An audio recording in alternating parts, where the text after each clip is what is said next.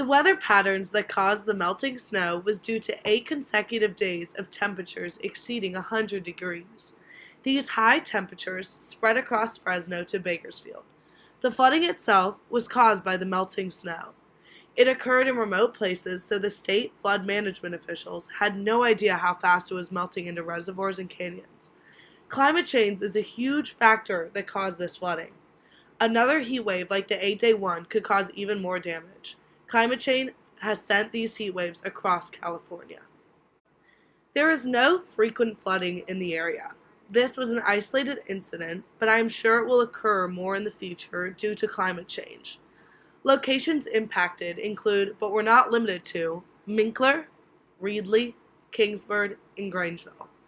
The frequency of this flooding will change as the temperatures begin to rise in areas that are cold. The flooding will increase and people will have to eventually move out of this area, like the farmers.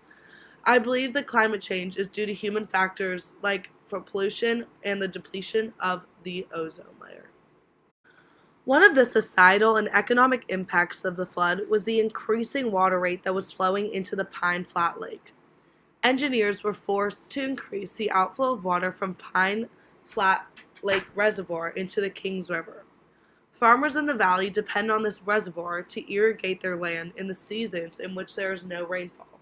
So the engineers had to find a good balance between holding water for irrigation during dry periods and releasing enough due to snowmelt. The increased outflow from Pine Flat Lake reached the town of Kingsburg. Here, the water breached the riverbank and caused people from 90 homes to leave. One of the golf courses was 10 feet underwater, and it flooded 18 recreational vehicles. Many small businesses down the river were affected but bounced back quickly after flood water receded. In response to the flooding, engineers emptied the water into the Kings River, which began to flood. The communities used sandbags to protect their homes from water invasion, but it did little to protect their homes.